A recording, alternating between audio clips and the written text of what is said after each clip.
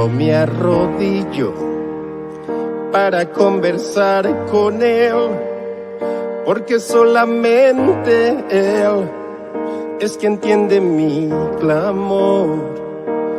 Y mis palabras tal vez no sean tan bonitas, pero siento sus caricias y Él me oye con amor. Entre los... Vamos a entrar a un tema que vamos a encontrar en el manual que hemos estado enseñando. Hemos trabajado con dos manuales. Hemos dividido nuestras enseñanzas, nuestra capacitación, nuestra formación de liderazgo y lo llamamos discipulado, pero realmente es un liderazgo. Han sido conferencias sobre el liderazgo cristiano. Y en la página, el capítulo 9, en la página 91 de ese manual, encontramos un título que llama Seguimiento. Es importantísimo revisarlo y mirarlo como parte final de este curso. Entonces, hemos trabajado con dos manuales. El primer manual con el que trabajamos en la primera etapa se llama La Gran Comisión, el plan maestro de la salvación. Un plan que diseñó el Señor, que ha sido realmente algo supremamente grande para quienes lo hemos podido entender. Ahí está todo prácticamente. Pero en esta última etapa, que ha sido corta, es solamente el manejo de la parte administrativa. Tenemos un equipo de personas profesionales, tenemos personas que tienen capacidad y experiencia administrativa, tienen este servidor, es un ingeniero industrial y especializado en finanzas en Estados Unidos, especializado, bueno, la finanza no tiene mucho que ver con esto. Depende, pero no hemos tratado nada, pero sí soy un administrador de empresas. He sido una persona que me preparé. Nunca pensé que el Señor me tenía para esto en este último tiempo, pero me preparé para poder servir de la mejor manera. Soy el diseñador de la Refan en Colombia, que fueron aprobadas en el 2005. Un equipo, un grupo de personas la presentó como propuesta. El día que se propuso en asamblea en el 2005, que se propuso, que fue mi despedida, a la vez mi mayor logro, en las pantallas gigantes se mostraron todos mis diagramas. Yo ya venía trabajando con este proyecto 5 años atrás, en forma totalmente definitiva. Creamos en todos los distritos, yo no estuve en todos los distritos, pero mi equipo de trabajo que estaba en la ciudad de Cali viajó a diferentes distritos. Recuerdo que hubo una reunión oficial en Pereira donde estuvieron todos los pastores, los líderes de evangelismo y los pastores que dirigían este proyecto, y estuvieron los oficiales. Y salió por allá uno de los miembros, no podía asistir, tenía muchas actividades, y salió uno de los líderes que teníamos en ese momento, el hermano, uno de los pastores que nosotros teníamos ahí, y toda esa conferencia de una manera, Rosenberg Mamuskai. Luego él viajó al Cauca. Yo personalmente estuve editando, antes del 2005, estuve editando las conferencias en Mocoa. Estaban todos los pastores de los 2 distritos. A nivel nacional distribuí en el año 2001, 2, 3, en el 2003, distribuí 700 libros del libro Evangelizando con el Método de Dios. Diagramas, manejos. De ese libro salieron estos 2 manuales. El manual de ese libro, que contenía todo, la parte teológica y la parte práctica. Más adelante, el libro lo amplío y la parte teológica lo manejamos con la Gran Comisión, el plan maestro de la salvación, y la parte técnica, la parte administrativa, la aplicación, hacerla funcionar, lo teórico, que es la parte doctrinal, convertirla en algo práctico. Ahí está todo. Lógicamente que en un curso por internet, 2 horas semanales, durante 4 meses no vamos a poder terminar todo. Pero sí me he tomado el tiempo de seleccionar los mejores temas o los temas más importantes. Y el resto es complementario. Y el resto uno espera que una persona que realmente está interesada en prepararse para servir al Señor, no solamente escuche, lea, se instruya. Eso fue lo que yo hice desde un comienzo. Yo nunca perdí que yo recuerde nunca en todos los años que duré como pastor en Colombia, ni en Estados Unidos, perdí la oportunidad de estar en una enseñanza. Tuve maestros extraordinarios. Vuelvo y repito, entre ellos tuve el hermano Manuel Ospina, tuve al hermano J.M. Cardoso, tuve a Álvaro Alzate, un extraordinario maestro, tuve grandes hombres de Dios, pero en especial el hermano Domingo Zúñiga, a quien le heredé ese amor por las almas, ese amor por el Espíritu Santo, y le heredé su conocimiento para poderles hoy en día. Esto es duplicación. Él me enseñó, yo le he enseñado a mucha gente. No quiero mencionar nombres aquí en este caso, pero son muchísimos, son pastores en ese momento de la IPO. Y en Estados Unidos formé muchísima gente, grandes líderes ahí en ese momento. Yo he hecho un trabajo todo el tiempo en lo que he podido. Y hoy en día, ya como finalizando el tiempo que estamos viviendo, me siento privilegiado de trabajar con el Señor. ¿Cómo trabajo yo con Él? Él arriba y yo simplemente un siervo obediente. Yo voy. El Señor me ha mandado a restaurar pastores, me ha mandado a darle la oportunidad a esos que pasaron de los 40 años y en este momento estoy formando cantidades de personas. Avivamiento Pentecostal en este año tiene que llegar a 400 personas que estén sirviendo. En los próximos días iniciamos un programa con las mujeres, ya lo estamos definiendo, estamos trabajando con la hermana Urislandia y estamos trabajando en ese proyecto de formar mujeres predicadoras misioneras que también se encarguen de la apertura en una casa, la apertura de una obra para el Señor. Si el tiempo nos diera, yo les aseguro que terminaríamos en los próximos años con más de 10,000 casas donde estamos predicando el Evangelio. Pero ahora el trabajo es alcanzar los últimos que han de ser salvos. El Señor sabe quiénes y nos mandará donde están esos. Me mandará. Yo la otra semana tengo varias entrevistas con algunas personas que quieren trabajar porque tienen el llamamiento. Ahí estaré. Pero yo ya no soy yo el que está haciendo un trabajo en beneficio de la obra del Señor. En este momento hay decenas de personas, cantidades de personas que están haciendo lo mismo que yo en sus diferentes distritos, buscando las almas perdidas y buscando esos hombres que llevarán en esta duplicación, llevarán el mensaje a otros y esos a otros y otros hasta que venga el día glorioso de nuestra redención. Entonces el tema que vamos a tratar, que considero que es supremamente importante, está en la página 91 del libro, la parte técnica del libro Cómo hacer las reuniones celulares. Y una notica. Cuando terminé el libro, había que encontrarle un nombre al título.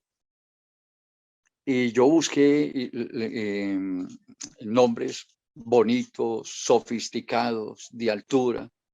Por ejemplo, manual de evangelismo. Yo dije, no. Manuales de evangelismo hay muchísimos en el mundo. Manual de predicación, hay muchísimos. Y manuales y manuales.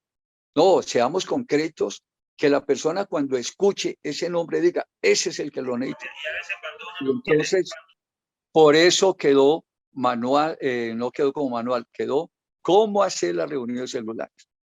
Cuando la gente oye, es el que necesito, ya sabe cómo hacer las reuniones celulares. Es el título de este manual. Entonces dice seguimiento. Este es importantísimo, hermano. Vea, hoy acaba, le voy a comentar algo supremamente importante. Hoy, una de las cosas, el más grande maestro de la Biblia que yo haya conocido en el mundo, yo he conocido muchos maestros, inclusive de otras organizaciones. Pero así como el hermano Cardoso y el hermano Zúñiga fueron los más grandes predicadores, Cardoso como predicador, el más grande predicador, a él se le llamó, fue invitado a una convención mundial del pentecostalismo, si no estoy mal, en la India, que fueron seleccionados los mejores predicadores que había en el mundo, fueron citados por ese evento lo hizo la UPC, que es la Iglesia Pentecostal de los Estados Unidos, que en este momento ellos están en 119 países y 5 o 6 donde no han podido establecer una organización legal, pero tienen predicadores predicando. Ellos, decía el hermano David Bernard, que es el presidente internacional de la UPC, todas estas naciones, que en esos países tienen predicadores arriesgando sus vidas, entran, predican y ¿sabe cómo los bautizan? Los sacan a las fronteras y pasando la frontera lo están bautizando y luego regresan. Esa es la manera que están predicando. Pero la noticia que acabo de recibir hace un mes, más o menos, es que en ese momento en todos los países del mundo hay un pentecostal predicando en ese idioma, enseñando en ese idioma la gran noticia del evangelio. Entonces, en este momento dice, y será predicado este evangelio del reino en todo el mundo. Quiero decirles que en este momento la IPU, en este momento, tiene cerca de 40 pastores predicando en todo el mundo. Y otras organizaciones se han extendido por todo el mundo. Pentecostalismo es todos los que predicamos el Espíritu Santo. Hay gente que se ha retirado del pentecostalismo. Pentecostalismo sin Espíritu Santo no es pentecostalismo. Pero todavía tenemos pentecostales predicando en todo el mundo. Y aquí en Colombia, que una organización más predique el evangelio, no es de sobra. Aquí estamos predicando sobre un gran avivamiento que se está presentando en ese momento. Apenas está iniciando. Estaremos en los primeros días del mes de enero, entra un grupo de pastores a hacer un ayuno de 10 días. En la segunda quincena entramos otro grupo, un poquito más numeroso.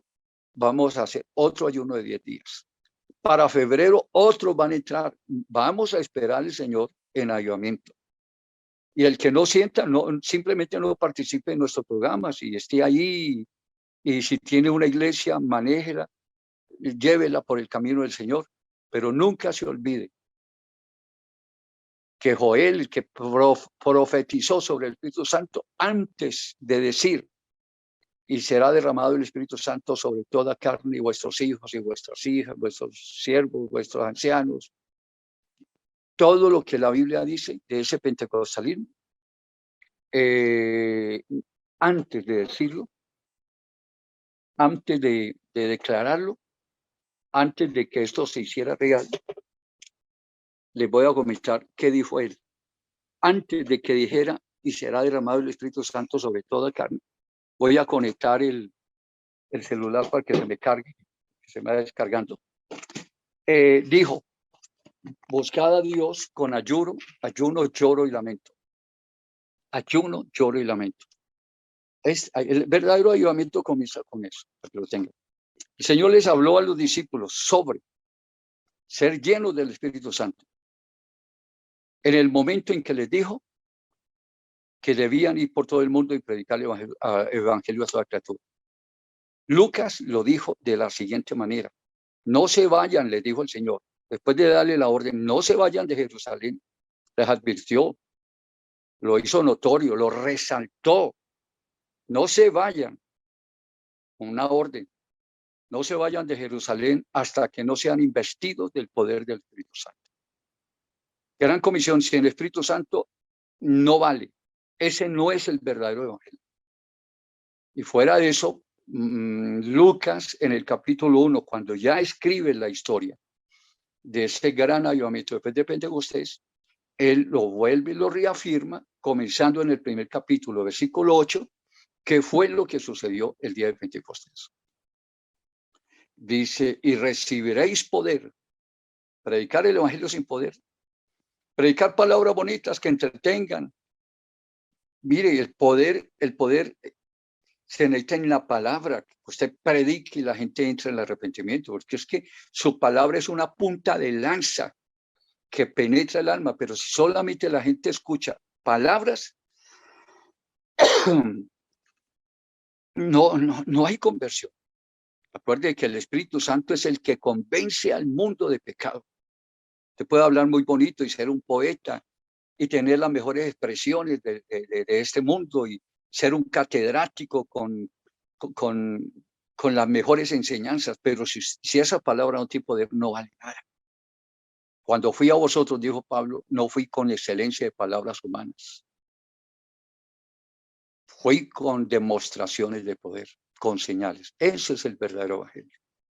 Entonces,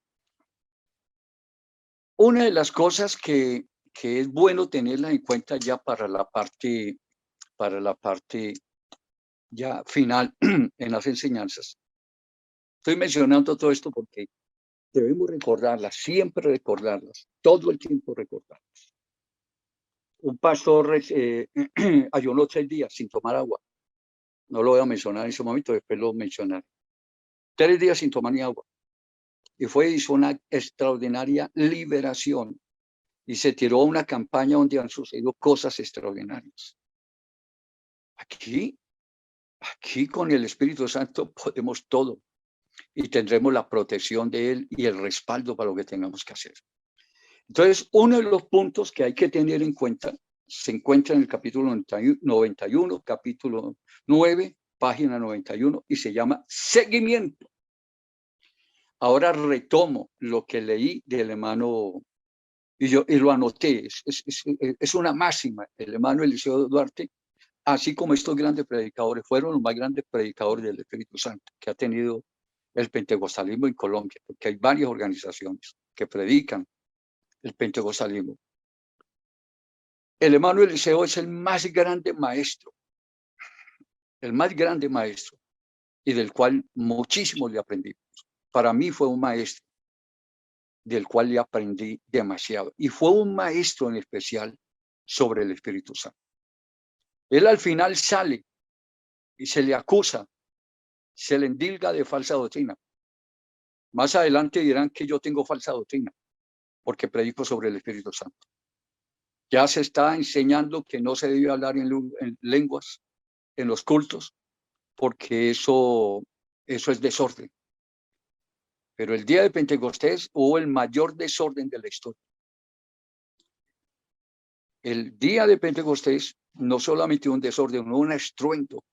Un estruendo es cuando hay un choque, cuando voltean las bancas, las sillas, cuando la gente grita. Tanto que la gente decía, esa gente está borracha.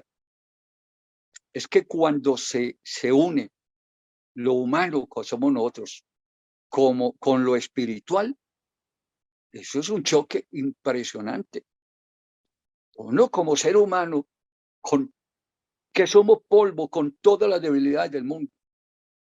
Como decía Pablo, miserable de mí, ¿quién me librará de este cuerpo de muerte? Uno con un cuerpo de muerte, y de un momento a otro sentir las arras, es el anticipo. Arras es el anticipo de la gloria eterna aquí en esta tierra, en este negocio que hemos hecho con Dios. Yo le entrego mi alma y Dios me redime, pero me da un anticipo, pisa el negocio dándome el Espíritu Santo. Entonces, la gente tiene que gritar, se tira al suelo. Yo vi gente danzando de rodillas. ¿Cómo brinca una persona o salta una persona de rodillas? No sé, porque no hay flexibilidad en las rodillas. Yo lo vi saltando, gritando, corriendo, hablando. Conocí gente que ha hablado 3 días en lenguas y no podían dejar de hablar en lenguas. Conocí gente en todas las condiciones que usted puede imaginarse. Es que la parte humana es la que genera ese desorden. No es la parte divina. Pero nosotros no podemos decir que no podemos hablar en lenguas en la iglesia o en el templo, o no podemos decir, jamás podemos decir que es preferible el silencio, la quietud para que las almas se convierten. No. ¿Cuántas almas se han convertido en medio de un estruendo? Y eso fue lo que sucedió el día de Pentecostés. Un estruendo. Un estruendo. Entonces decía el hermano, analizando esto, el más grande maestro que yo he conocido. Y habían cosas que yo no estaba de acuerdo con él, porque es que nadie es perfecto. ¿Quién ha dicho? Alguien me decía hoy precisamente, hermano, es que hay cosas en el avivamiento pentecostal, hay cosas aquí que como que no me agradan, yo estoy buscando algo perfecto. Le dije, hermano, pues vamos a ver, yo le ayudo a buscar una dirección, que haya una iglesia de ángeles venidos del cielo y que venga, se reúnan ahí, yo le consigo. El problema es que cuando usted ingrese a esa iglesia deja de ser perfecta. Usted la imperfecciona. Y es una persona llena de imperfecciones. Es una persona como yo, como cualquiera, llena de imperfecciones. Y buscando algo mejor que lo que tenemos en ese momento. Una organización con la manifestación pura del Espíritu Santo. El hermano fue acusado de falsa doctrina porque se resistió, se sostiene y siempre enseñará. Bueno, ya murió, pero siempre enseñaremos lo que él nos enseñó. Yo tuve maestros y gracias a Dios porque fue el último maestro y muchos de ustedes lo conocieron. Él dijo lo siguiente: tan importante, aquí lo tengo, tan importante es salvar las almas como mantenerlas. ¿Qué me gano yo ganar almas si por la puerta de entrada me ingresa gente y por la puerta de atrás se me van? Él decía, tan importante es ganar almas como conservarlas. Entonces son dos cosas que tenemos que hacer en este proceso de salvación. Si yo tengo un grupo de 10 personas, pero a los 3, 4 meses no tengo sino una, entonces algo está sucediendo, algo está fallando. Y este capítulo es precisamente para que revisemos qué es lo que sucede cuando ganamos almas y al final se pierde. Voy a leer algunos aspectos que me parece que son importantes y en este capítulo. Dice, como ya vimos en el principio, repito, página 91, los que tienen donde anotar, o si no, búsquenlo, se llama Seguimiento, capítulo 9 de este manual. Como ya vimos al principio, el programa de reuniones celulares soluciona en gran parte el problema de deserción de los nuevos convertidos, teniendo en cuenta que la principal causa de deserción es la falta de asociación y relación entre el nuevo convertido y la iglesia. Hay dos cosas que hay que tener en cuenta aquí. Inclusive ya lo revisamos estudiando el manual La Gran Comisión. Primero, el desinterés al que hemos llegado nosotros como iglesia. Cuando nos reunimos en un templo, que lo vamos a llamar casa de oración porque las reuniones son en las casas. Es una casa de oración grande, la casa de todos. Eso es lo que es un templo. Pero hemos llegado al punto en que cuando nos reunimos, solo nos reunimos los que ya somos convertidos. Pero no faltará uno de los creyentes que lleva un familiar, a un amigo, venga, lo invito al culto y trabaja con él. Y le dice, venga al culto, relacionémonos. Si hay personas que hemos llevado que están enfermas, las llevamos, vamos para el culto, oremos. Pero ¿qué sucede? Termina el culto. ¿Qué sucede? Termina el culto y todos los hermanitos en su coinonía. Abrazos que vienen, abrazos que van, y se encuentran los hermanos, hermano Dios lo bendiga, y la manito aquí, y cómo le fue esta semana. Y entonces empiezan a formar dentro de ellos una asociación. Pero ¿qué pasa con la gente que va nueva? Como es extraño, si nos lo encontramos le damos la vuelta. No queremos. Es decir, yo no me explico, y eso es falta de formación. Eso es falta de una conciencia, eso es falta de conocer realmente el verdadero sentido del propósito de Dios. Para eso está la Gran Comisión. Hombre, termina el culto y la iglesia debe ser entrenada y yo tuve iglesias muy grandes. Aquí en Bogotá tuve una iglesia, recibí una iglesia pequeña. Algunos me están oyendo. Y construí, muy pequeña, y construí un templo para 400 personas. Y en menos de 2 años ya estaba llena, totalmente llena. Y abrí 5 obras, como me llenó, abrí 5 iglesias. De ahí salieron gran parte de los pastores. 5 iglesias se abrieron. Y unos se fueron para un lado, el otro, y me quedó vacía. Y al año estaba otra vez llena. Pero no porque, ahí fue porque Dios me la llenó. Resultó gente de todas partes. Cuando uno está trabajando con el Espíritu Santo, a usted le llega gente de toda parte y no sabe cómo. Acuérdense que cuando Pablo llegó a la ciudad de Tiatira, eso en Asia, el Espíritu Santo llegó primero que él. El Espíritu Santo vio que él apenas estaba viajando, pero antes de que él llegara, fue y se le adelantó y le tocó el corazón a Lidia, se lo abrió, se lo despertó, se lo dejó listico. Eso es lo que hace el Espíritu Santo. Cuando él llegó ya estaba preparado. Le habló y ahí mismo. Eso es lo que hace el Espíritu Santo en avivamiento. Pero acuérdense, hay que pagar un precio. Yo hoy le decía a una persona, uno predica y predica, pasen los años y nadie se convierte. Trabaje con el Espíritu Santo. Bueno, trabaje con el Espíritu Santo, estoy hablando en el sentido que Él sea el Señor, el que maneje su obra. Es que esta es su obra. Trabaje con Él significa que usted sea un trabajador, un colaborador del que Él le hace todo. Felipe, cuando iba el etíope en su carroza, Dios le preparó el etíope y luego fue que se llevó a Felipe y lo sentó con él. Es más, lo venía tan preparado que estaba leyendo la Biblia. Cuando Felipe, deje que Dios le busque a la gente, haga a la gente. Usted no sabe la cantidad de gente que han aparecido, que estoy sorprendido. Les aseguro, estamos comenzando un nuevo chat con 100 nuevas personas. 100 nuevas personas están ingresando. ¿Y qué está pasando? Dios, el Señor es el dueño de la obra. Él lo que necesita es servidores, obreros, colaboradores, dice la Biblia que somos colaboradores. En esto de predicar el Evangelio se necesita mucho que sea realmente Dios el que maneje su obra. Volviendo, y les encuentro, volviendo, hay 2 errores que se cometen. Primero, no enseñar a la iglesia. Yo en el caso mío, ¿qué hacía? Yo a la iglesia le enseñaba.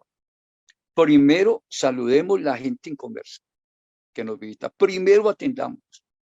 Y yo tenía un equipo, era los que están en el curso de la iglesia del Toberín, las Orquídeas, allá al norte de la ciudad.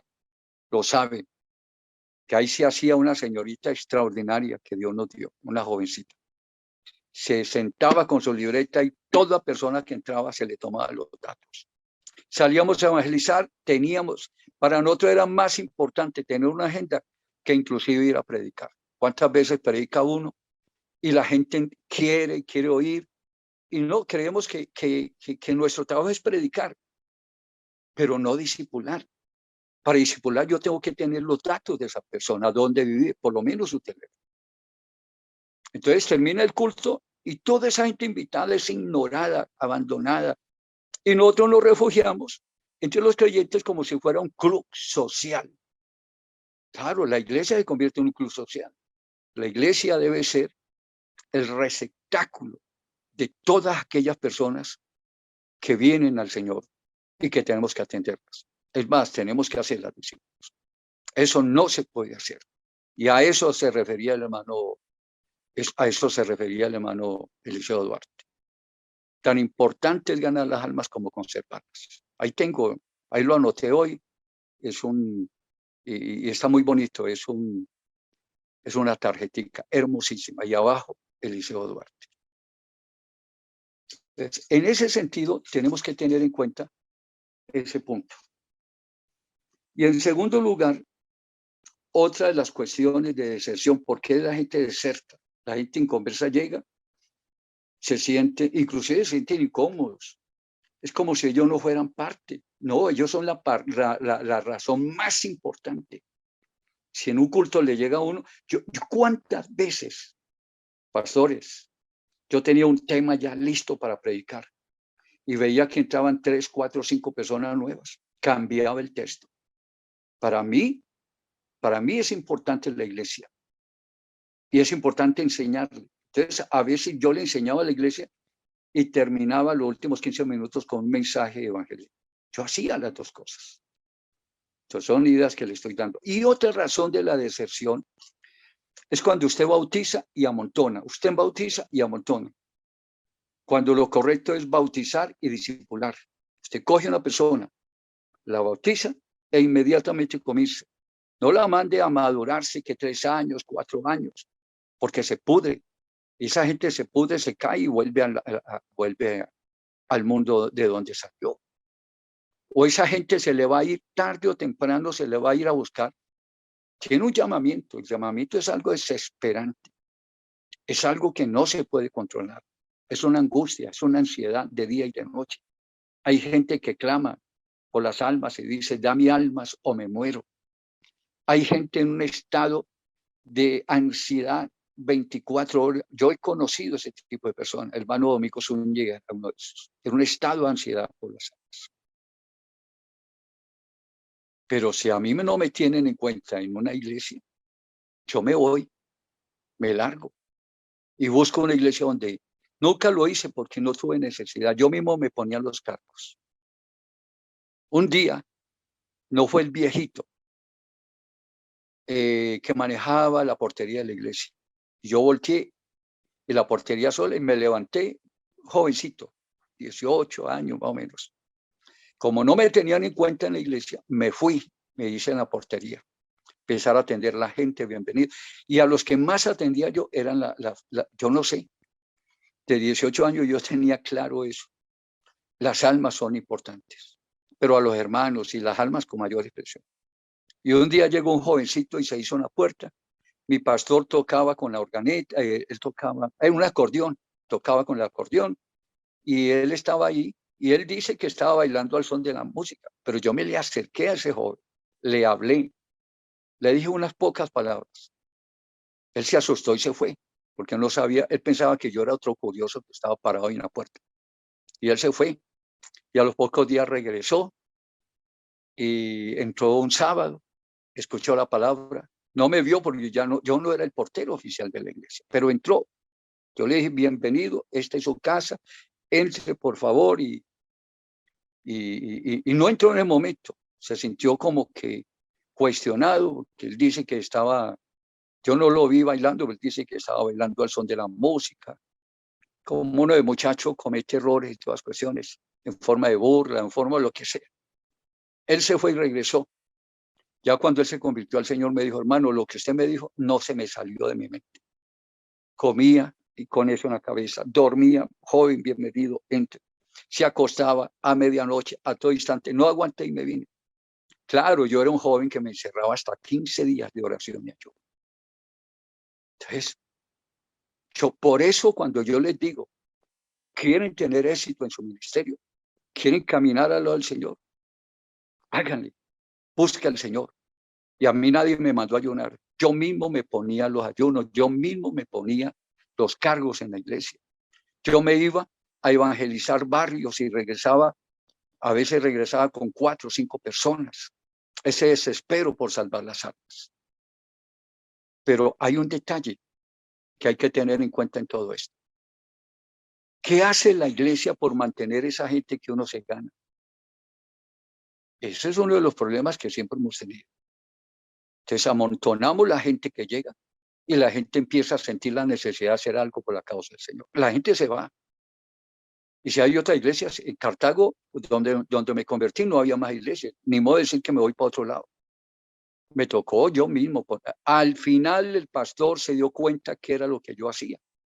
Y me dio los primeros, es que me llenó de cargos, me puso un cargo raro que nunca lo he conocido en la iglesia. que llegó una persona enferma y que tenía que orar el hermano Orlando. Que un culto sobre el Espíritu Santo, no, el predicador es el hermano Orlando.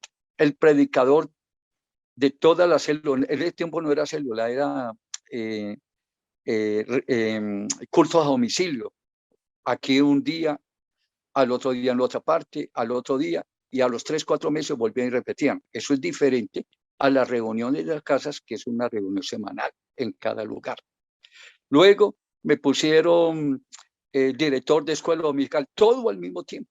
Y luego encargado de los campos. Y luego uno de esos campos, a esa edad yo ya fui pastor. Es decir, todo lo hacía. Trabajaba como obrero y trabajaba en la iglesia. Y no tenía un sueldo. Mi familia, mis padres eran acomodados, pero yo me fui de la casa. Tomé la decisión de servir así. Entonces, si una persona no es tenida en cuenta, espere que esa persona él mismo haga el trabajo por llamamiento. Pero si esa persona no tiene la audacia que tuve yo a los 18 años de hacer las cosas que a mí no me tenían en cuenta, entonces esa persona se va a morir, se va a ir. Muchísimos de esos jóvenes que yo conocí y que fueron bautizados en el tiempo, en poco tiempo ya no estaban en la iglesia, por falta de ocupación, por falta de trabajo. Si una persona no se le tiene en cuenta, siente que no es útil. ¿Qué es lo primero que uno siente cuando uno no es útil? Que uno no sirve para nada.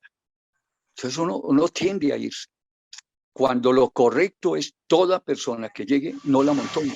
Comience a enseñar todo lo que tiene que ver con lo que ha aprendido en este curso. Forme discípulos y después de formarlos, ¿qué hay que hacer? Usted lo sabe ya.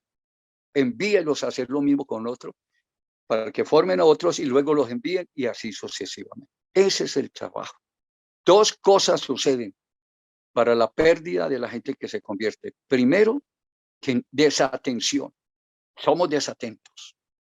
Muy rara iglesia atiende primero a las personas que llegan. Yo conozco iglesias trinitarias, perdónenme, yo saco esto a la luz. Las iglesias trinitarias saben más, aunque no tienen el Espíritu Santo. Es decir, hablando en lenguas. Saben más que muchos de nosotros. ¿Sabe qué hacen las iglesias trinitarias? Por eso son tan llenas, inmensas. Termina el culto y a toda la gente nueva la pasan a un salón. Les dan refrigerios, les dan regalos, Nuevos Testamentos, tienen una charla de bienvenida, toman los datos y empiezan a visitarlos. ¿Cuándo usted ha visto en todas las iglesias donde usted ha pertenecido que todo esto se haga? No, es entre nosotros que nos reunimos.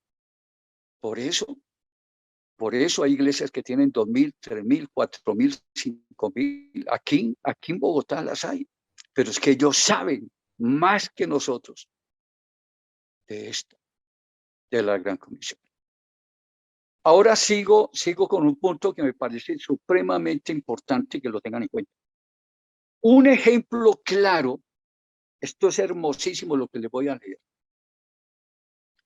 Un ejemplo muy claro acerca del seguimiento. La palabra seguimiento es el título del capítulo que estamos estudiando. Un ejemplo muy claro acerca del seguimiento es el que nos enseña Pablo y Bernabé. Mire, 2,000 años atrás ellos sabían más que nosotros. Y eso que nosotros teníamos la Biblia, ellos no tenían la Biblia. Ellos tenían era el Espíritu Santo que les iba enseñando y guiando. Y enseñando qué era lo que tenía que hacer. Mire lo que hacía Pablo y Bernabé, mucha atención. En el siguiente texto bíblico, y anoten lo que es uno de los más grandes textos que usted puede encontrar en el Nuevo Testamento para ustedes que son ganadores de almas. Dice, y después de anunciar el evangelio a aquella ciudad y hacer muchos discípulos, volvieron, ahí está resaltado en negrilla, volvieron a Listra, Iconio y Antioquía. Y dice la palabra, confirmando los ánimos de los discípulos, exhortándolos a que permanecieran, palabra clave, palabra clave. Me hubiera encantado este capítulo haberlo enseñado en varios lunes de enseñanza. Dice, exhortándolos a que permanecieran. Lo que decía el hermano Eliseo, tan importante es ganar las almas como mantenerlas. Confirmando los ánimos de los discípulos y exhortándolos a que permanecieran en la fe. Se lo voy a explicar. Yo manejo los contextos, he estudiado todo el texto en general. ¿Qué era lo que hacía Pablo y Bernabé? Pablo y Bernabé en el capítulo anterior fueron escogidos por el Espíritu Santo, capítulo 13. Estoy leyendo el 14, donde lo que acabo de leer. En el capítulo 13,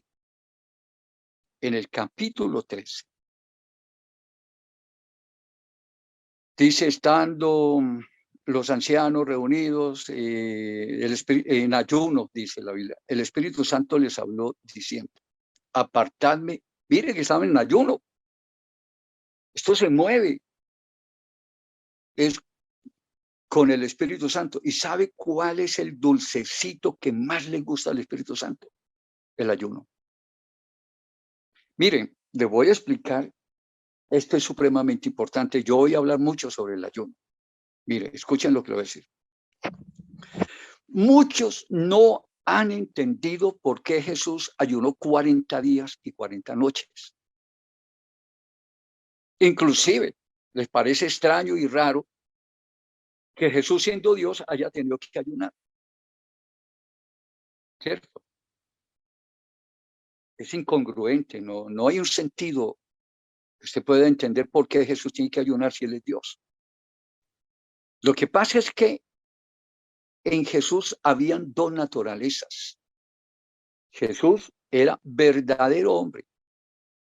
Eso no fue una pantomima del Señor. Tener un cuerpo y siendo Dios no sentir nada, ni hambre, no hubiera comido. Comía, descansaba, dormía.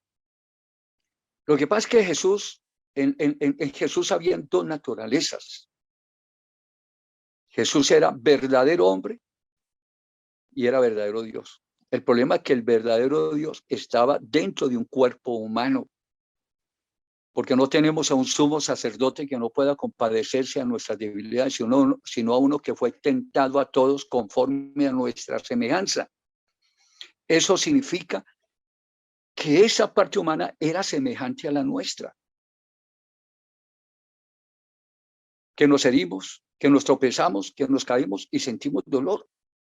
Estamos llenos de ramificaciones de nuestro sistema nervioso y yo me hago un punzón o me quemo un dedo con la estufa o con una plancha y en segundos esas ramificaciones mandan un mensaje al cerebro y el cerebro explota y tengo que decir ay y gritar. Y eso es lo que sucede, inclusive en un susto nosotros brincamos porque vemos algo y nos asustamos y gritamos y salimos corriendo. El cuerpo se llena de adrenalina y salimos despavoridos. Esa es la parte humana. Algunos creen que Jesús en la cruz no sintió, hubiera sido la peor payasada de la historia y Dios no lo hizo. Él sintió realmente los clavos. Cuando Jesús vio a Jerusalén en la condición en que estaba, lloró en el Monte de los Olivos.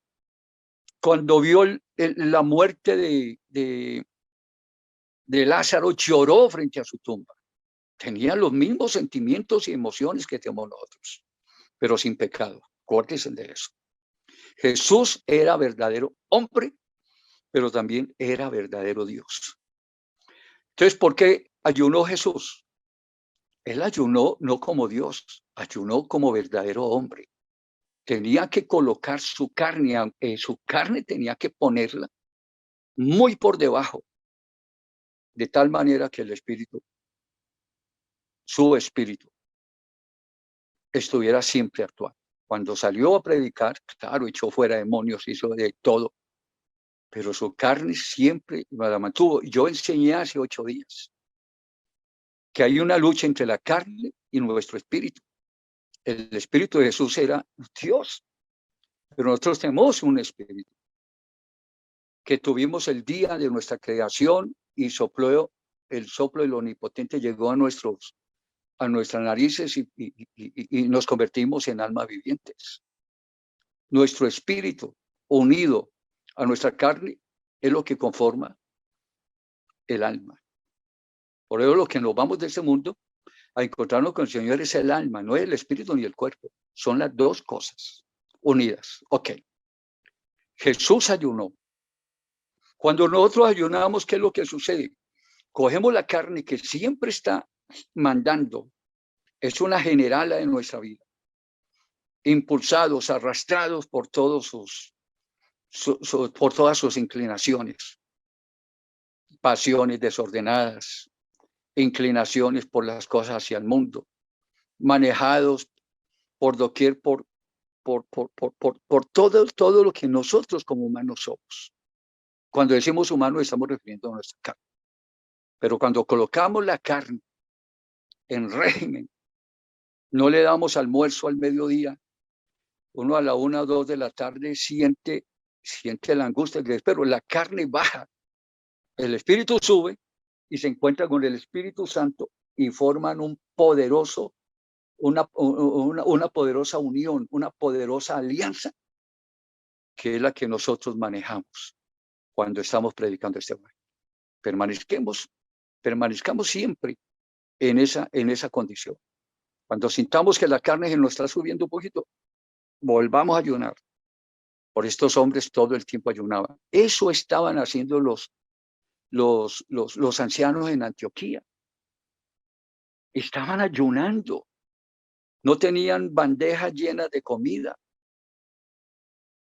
Como hoy en día los líderes se sientan a comer y a discurrir y a pensar qué es lo que van a hacer. No, hágalo de rodillas y verá cómo Dios maneja su iglesia. Es Él el que la maneja. Entonces le dijo, apartarme a Bernabé y a Saulo, o a Saulo a Bernabé para la obra a los que los envió, los mandó como misioneros. Entonces, ¿qué hacían ellos? Entraban en una ciudad, ¿cierto? Y ganaban muchos discípulos y establecían ancianos ahí. Luego se iban para otra ciudad y entonces, porque ellos misioneros no podían, eran apóstoles, era un apostolado lo que ellos tenían, abrir obra y establecer pastores, es el verdadero apostolado.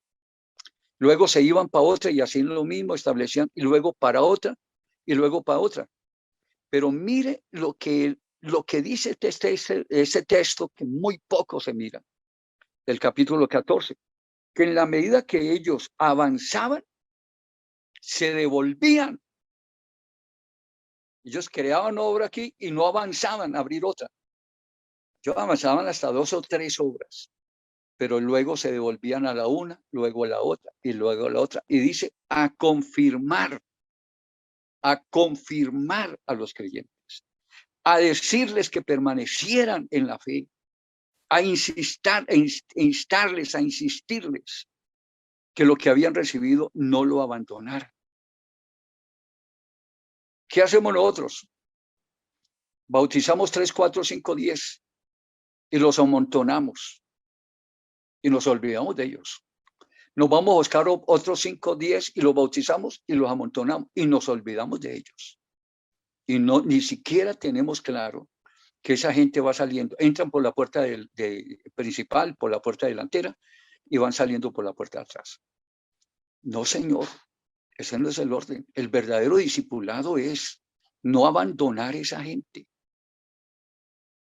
Si yo como apóstol, como predicador, como evangelista, como pastor, como usted lo quiera, voy y abro una obra y pongo un pastor y dejo un grupo de creyentes y luego me voy a abrir la otra y luego la otra y la otra y ni siquiera me doy cuenta qué está sucediendo en esas obras que me costó tanto trabajo ganar esas almas. No, señor, vuelvo y lo leo y lo van a entender mucho más. Hechos capítulo 14, versículo 20 a 22. Anote lo que esto es importantísimo, por favor. Este es un secreto que hasta ahora lo estamos revelando. El secreto que llama seguimiento. Dice. Y después, dice el texto, de anunciar el evangelio a aquella ciudad, en la última que ellos predicaron, y hacer muchos discípulos en la última. Y ya venían de visitar muchas ciudades. Dice, y después de anunciar el evangelio a aquella ciudad donde ellos estaban y hacer muchos discípulos, volvieron, dice ahí textualmente, en manual lo va a encontrar con negrillas, volvieron a esas ciudades donde ya habían estado, volvieron a Listra, Iconio, y de donde salieron, Antioquía. Habían estado en la cuarta, y de la cuarta se volvieron, repito, a Listra, Iconio y Antioquía. ¿Para qué volvieron? Cuando tenían mucha gente más por ganar y muchas ciudades por demás.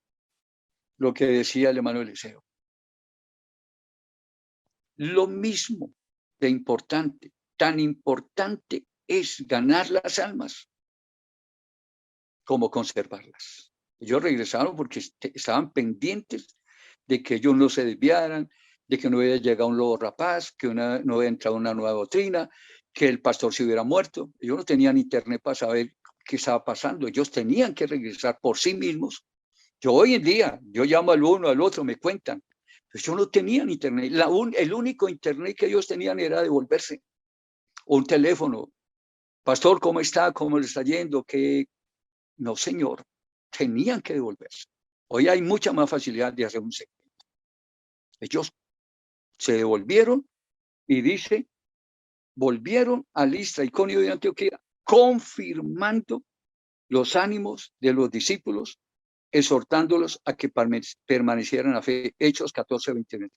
Fijémonos una vez más en el texto, volvieron. Es decir, no se olvidaron.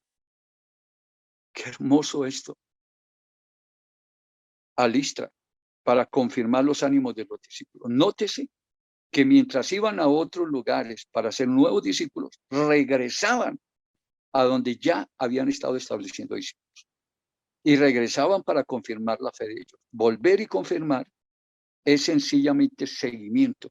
Y seguimiento es una clave que hoy la están recibiendo ustedes. Menos mal que este mensaje, esta enseñanza está quedando grabada. Y con esto, eso es supremamente importante. Y vuelvo y les digo, yo fui pastor de iglesia grande, no porque me las entregaran, pero ¿qué hacía yo? Yo no perdía la gente que yo ganaba. Siempre en entrada tenía una persona tomando datos de toda la gente nueva que llegaba. Solamente para tomar los datos, no, yo los llamaba, los visitaba, teníamos un equipo que se devolvía, hablaba con ellos y los traían al siguiente culto hasta que se convertían. ¿Y qué hacía yo con la gente que convertía? Hacer los discípulos. Los ponía a enseñar a otros y a cuidar a otros. Eso es lo que tiene que hacer cada creyente. Mire, un alma que Dios nos dé. Me encanta ese eslogan que tiene la organización Todo por un Alma. Aquí ya estamos abriendo, tengo una entrevista, vamos a abrir aquí un centro de rehabilitación. Se van a manejar recursos del gobierno, se van a manejar muchísimas cosas que no tienen los demás centros. Estas personas son personas demasiado ordenadas, guiadas por Dios, y tienen muchísimo comprensión por este tipo de obra social. Tengo una entrevista con la que posiblemente va a ser la líder de la parte operacional. La parte doctrinal la vamos a manejar otros, van a haber empleados, cosas de ese tipo. Me parece supremamente importante que nosotros, como predicadores, entremos a buscar esas almas que se llaman desechables, mujeres desechables, hombres desechables, atrapados por el vicio, esclavos por el vicio. Entonces, seguimiento es eso. Buscar ese tipo de personas, que en este caso que les estoy comentando, son personas que salieron de ese mundo, pero están abandonadas, no saben qué hacer, son personas que tienen esa experiencia. Entonces vamos a buscar a esas personas, vamos a formarlas, a prepararlas, y los tendremos predicando, evangelizando, ganando almas en los próximos días. Me encanta ese eslogan que ellos tienen, todo por un alma. Es que un alma vale más que todos los tesoros de este mundo. Por un alma vino el Señor Jesús a este mundo, por mi alma, por el alma de ustedes, por el alma de cada una de nuestros familiares que son convertidos. Tengo un sobrino que es pastor en la época. Por un alma. Si Dios nos da un alma vale más que todas las piedras preciosas, vale más que el oro, que las esmeraldas. Nosotros tenemos un país lleno de esmeraldas, que los diamantes de África. Un alma vale más que todo eso y vale tanto que es un alma inmortal. La tierra se va a quemar. Entre a leer lo que dice Pedro respecto a esta tierra. Se va a quemar, se va a fundir todos los elementos. ¿Y cómo va a ser? En el capítulo 14 de Zacarías dice, y esta será la plaga con que herirá a Dios en ese día de la destrucción del mundo, que va a emplear las mismas armas de los seres humanos. ¿Y cuáles son las armas de los seres humanos? Un puñal, una flecha, como en el pasado, una lanza. Las armas, las lanzas, los puñales, el revólver, las balas, no van a ser eso que hemos conocido siempre. Van a ser misiles dotados con armamento nuclear. Todo eso se va a acabar. Pero si ganamos un alma, esa alma va a ser una alma más que va a adorar a Dios por toda la eternidad. Hagámoslo para que Dios tenga más almas, aunque Él sabe el número de sus escogidos, pero ganémoslas. Será un alma menos en el infierno. Busquemos las almas. Alabanzas al nombre del Señor. Seguimiento natural para los que ya esto es administración. En la página 92 hay un título, ahí viene una cantidad de explicaciones que usted las va a encontrar ahí. Pero hay un título que dice seguimiento natural, el seguimiento no organizado, sino el natural que debemos darle a una persona que se convierte al Señor. Dice, el desarrollo de una reunión celular promueve intimidad, que no la hay en un templo. Templo hay desconocimiento, abandono. Una persona llega a una reunión celular, lo que encuentra es acomodo fácil porque está reunido con los tuyos. El que lo invitó, el grupo de personas está entrenada para recibir a esa persona, para atender sus necesidades, para darle la mano en una situación difícil en que se encuentre, para orar por él, a la cual le vamos a enseñar. Es un grupo pequeño y los grupos pequeños generan intimidad, confianza, y origina la necesidad natural de contacto. Nosotros somos seres sociales. No entiendo cómo en un templo, claro, por esa sociabilidad, aquí está el hermano fulano de tal, querido pastor, saludan al pastor, saludan a la hermana fulanita de tal, y entre ellos se saludan. Eso es intimidad y eso es natural. Aquí el problema está el desconocimiento de la gente nueva que viene en búsqueda de una ayuda y la desconocemos porque es más fuerte nuestra coinonía, nuestra sociabilización, que el concepto de ganar esas almas que vienen en busca de Dios. Que imagínense cómo puede sentirse Dios frente a esta circunstancia, esa necesidad de esas almas y frente a un grupo indolente, quieto, pasivo y solamente atendiendo entre ellos. Todo eso son irregularidades en el trabajo con las almas y en el manejo del crecimiento de la iglesia.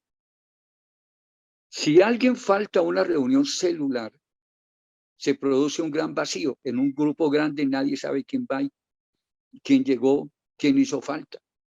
En un grupo pequeño se nota más cuando uno de ellos falta. Y hace falta. ¿Qué es lo que uno hace? Llamarlo, buscarlo, visitarlo. Lo extrañamos en el curso. En la iglesia la gente va y eso no sucede. Y les voy a contar qué hacía yo, hermanos. En la iglesia de Alfonso Barberena, cuando ya nuestra asistencia pasó de 80 a 600, 700, 800, que era contabilizado. Cada culto nosotros teníamos una oficina para manejar todo ese concepto y tenía 3 copastores. Y yo sé que algunos de los que está escuchando esta conferencia fue parte de ese avivamiento. Y fue un avivamiento con milagros, sanidades, muchas liberaciones se hicieron allá. Yo trabajo, es de mano del Espíritu Santo. Yo no trabajo si el Espíritu Santo no va conmigo. Yo no trabajo. Yo ya sé que tengo que arrodillarme, arrepentirme, buscar quitar qué es lo que me está impidiendo, bajar mi carne, encontrarme con el Espíritu Santo. Y ahí es donde yo hago mis campañas de sanidad, liberación, salvación, todos detalles. ¿Sabe qué hacía yo? Mientras yo ganaba luz con un equipo especial de evangelistas, el trabajo, yo tenía 2 secretarias en la iglesia, 2 secretarias principales. Yo no tenía una, tenía 2. La una se encargaba de administrar la iglesia y la otra se encargaba de administrar la hermana, mi querida hermana y amada hermana. Bueno, ambas las había capacitado para el trabajo. Entonces, la una miraba qué de las personas del sistema celular habían faltado ese culto de fin de semana. Y la otra examinaba quién de los bautizados había faltado. Tenía 2 secretarios. Y ella se hacía en la parte de atrás con una agenda y empezaba a revisar familia por familia. Uy, esta familia faltó. Listo. Y esta vino. Esta faltó. Las anotaba. ¿Qué familias habían faltado? Entonces, al día siguiente por teléfono teníamos oficina y teléfonos. Hermanito, Dios lo bendiga. Hermana, Dios la bendiga. Sentimos que no asistió, sentimos su ausencia. No, hermano, fue que nos tocó viajar, le decían a la hermana. Fue que nos tocó viajar, fue que tuvimos un problema en el hogar, fue que nos tocó, entonces ya uno sabía qué era lo que estaba sucediendo. No, hermano, se me enfermó mi esposo y está en el hospital. Ya uno sabía que teníamos que ir allá a hacerle frente. Pero mire usted los que han administrado iglesias, si eso usted lo hacía. Uno tiene, como decía, vuelvo y repito, lo del hermano Eliseo. Tan importante es ganar las almas como conservarlas. Si yo siento que una familia se me fue, es una pérdida, porque me costó sufrimiento, oración, horas intensas de capacitación, enseñanza en el discipulado. Si a mí yo pierdo una familia, estoy perdiendo parte de mi vida. Es mi trabajo, mi esfuerzo, las caminadas, el desgaste de la voz, enseñando, capacitando, pendiente. Y se me fuera una familia y yo no me doy por enterada. ¿Qué clase de pastor soy yo? Porque inclusive hasta en el pastorado tenemos deficiencias muy grandes. Pero la otra estaba pendiente con un equipo de trabajo, quién de las células, y hacíamos reuniones, teníamos hasta 300 reuniones celulares, tenía mucho más, pero el manual colocó 300 por irme por el suelo. Teníamos 100 líderes predicando en las reuniones celulares. Entonces serían 100 celulares semanales. Pero no, estamos pendientes, esta célula faltó y el día lunes nos reuníamos. Esto es parte del entrenamiento. Cuando hay un grupo de 6, 7 células, reuniones, se nombra un supervisor. Él no tiene células. Es un líder dentro de la iglesia. El primer supervisor de reuniones celulares debe ser el pastor. Cuando un pastor, en uno de los capítulos finales de la Gran Comisión, el libro, el manual de la Gran Comisión, dice, cuando un pastor no se involucra, la iglesia, es que el pastor es el ejemplo. Si yo mando a ayunar a la iglesia, yo no ayuno, a la próxima nadie va. El pastor debe ser el ejemplo, el prototipo que hace las cosas. Si yo le digo a la iglesia, hermanos, salgan a evangelizar, pero yo no salgo, yo ya estoy trastornando una iglesia con mi mal ejemplo. Inclusive puedo ser un abusivo, exigiéndole a otro lo que yo no estoy haciendo para ellos. Yo tengo que ser un ejemplo. El primer supervisor de un grupo de 6, 7 células, si hay 6, 7 células, al principio es 1, 2, 3, pero ya un supervisor se hace cargo máximo de 12 reuniones celulares, es decir, 12 líderes. Ese supervisor se reúne, terminada la escuela dominical, se reúne con ellos a recibir los informes por escrito. Son informes escritos. ¿Cómo son? Ahí está el modelo. Aquí se trata de que yo doy la orientación. Este es un curso a distancia. Esta es una carrera a distancia. Yo les doy la orientación, pero ahí están los manuales, hay que estudiarlos. Quiere crecer y prosperar y desarrollar un gran ministerio porque tiene compromiso con Dios. Ahí están los manuales. Quiere solamente manejarlo con lo poco le puedo enseñar a través de estos 4 meses, estas sesiones, los lunes. Ya eso es cuestión. La palabra clave que hemos venido manejando se llama compromiso. Esto es cuestión de qué compromiso tengo conmigo mismo. O comencemos. ¿Qué compromiso tengo yo con Dios? Conmigo mismo. Y con el trabajo que yo estoy haciendo, que son las almas. Ahí están. ¿Cómo se elabora? Cójalo ahí. Hágalo en una imprenta donde sacan copia y todas las cuestiones, elabore ese documento y hágalo. Ahí coloca cuántos asistieron, quién hizo la reunión, qué temas enseñaron, cuántas personas asistieron, quiénes son. Ahí está el formato. Solamente toca hacerlo imprimir, tomarle una copia y mandarlo a imprimir. Más o menos de eso se trata. Un supervisor tiene máximo 12, pero el supervisor es el que está pendiente de la duplicación. Si esa célula pasa de 7, 8 y la gente ya no cabe, entonces se divide. Entonces es donde el asistente y el líder toman la dirección de las 2 nuevas obras, porque ya el cupo se llenó. Lo repito, cuando una reunión celular llena, no necesita llegar a 12, llena la sala, hay que dividir. Y así sucesivamente. El supervisor se reúne con cada líder, todos los líderes, y recibe ese informe semanal. Y nosotros, el pastor y todo el equipo de trabajo se reúne el lunes o el martes. Yo generalmente lo he hecho el lunes, a revisar célula por célula, cuáles están creciendo, qué no están creciendo. Yo mantengo muy pendiente de cómo están los distritos, qué distrito está creciendo, qué no está creciendo. Eso, ¿sabe cómo se llama eso? Seguimiento, es el tema que nosotros estamos revisando. Seguimiento. Usted deja que las cosas se organicen y ese seguimiento es un sistema administrativo en cualquier empresa. Curiosamente, Pablo lo tenía y Bernabé. Ellos se devolvían, seguimiento, estar pendiente de que todo esté funcionando bien. Vamos a considerar que de pronto abrieron más células, entonces se nombra los mejores líderes pasan a ser supervisores y entonces ellos empiezan a abrir nuevas células y se van formando 2 supervisores, luego 3, luego 4. Yo me reunía con bastantes supervisores los lunes, con bastantes supervisores. Y la iglesia creciendo. Usted simplemente haga el seguimiento, mire que las cosas estén haciendo bien hechas.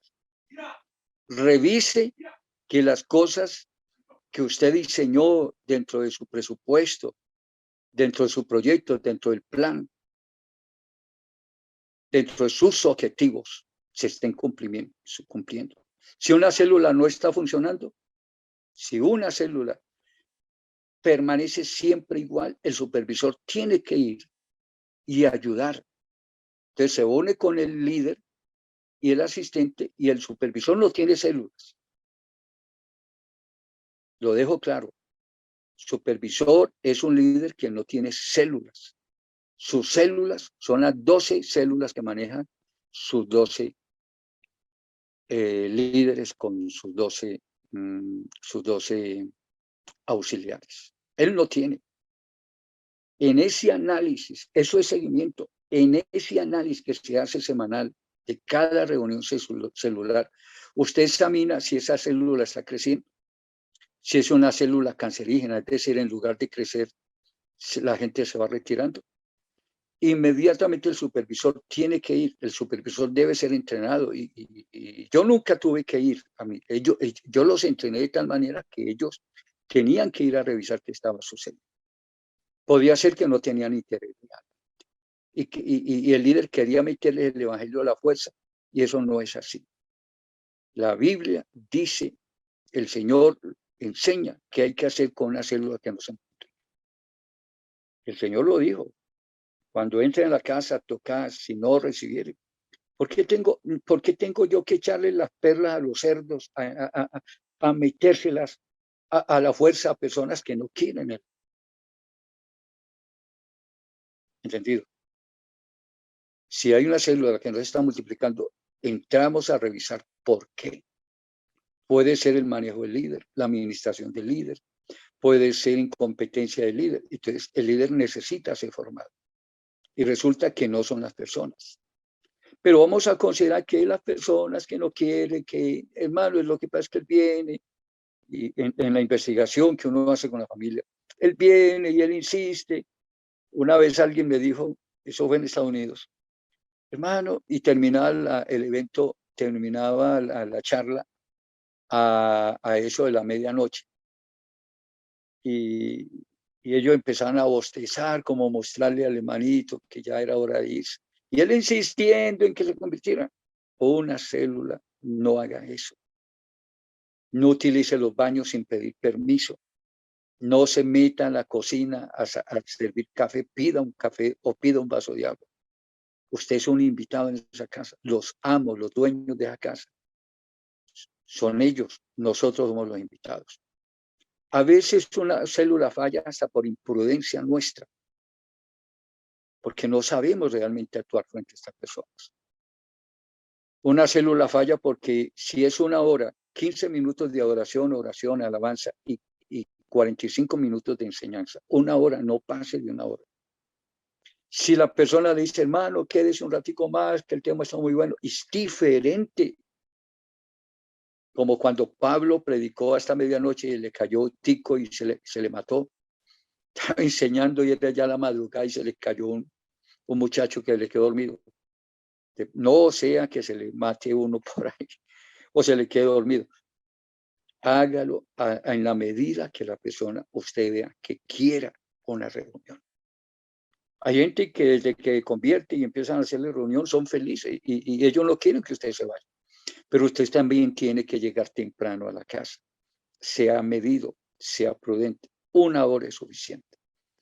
Es mejor que la gente quede con deseos de más, a hincharlo y a llenarlo, de tal manera que dentro de 8 días no quiera saber nada más. Váyase a la medida. Pastores que demoran 2 horas y media hasta 3 horas en una dominical, yo no sé cómo le crece la iglesia. Pastores que todo el tiempo quieren hablar y hablar y hablar. Hable medido. La mente humana solo tiene capacidad de recibir una información por 45 minutos. Pregúntele, consúltele a un neurolingüístico y eso se lo va a decir. No llene la gente hasta hartarla. Deje las cosas. Si la persona quiere más, saque otro día adicional. Y si la persona que quiere más, comience las reuniones a las 7 de la noche. Quiere más, bueno, hasta las 9 de la noche, inclusive 9:30, pero ya uno está en una reunión celular después de las 9, ya también es esa imprudencia. Entonces la administración, yo estaré pendiente, estaré enseñándoles, estaré hablándoles, estaré compartiendo con ustedes todo lo que tenga que ver con la administración. Pero ahí están los manuales, léanlo. Ahí está, lea todo, cómo hace la reunión celular. Usted encontrará de todo. Hasta aquí les dejo. Y para el año entrante iniciaremos una nueva etapa de especialización con los que ya han entrado. Ya tendremos 2 clases. Y ahí sí necesito la ayuda de todos los que estuvieron en la primera clase.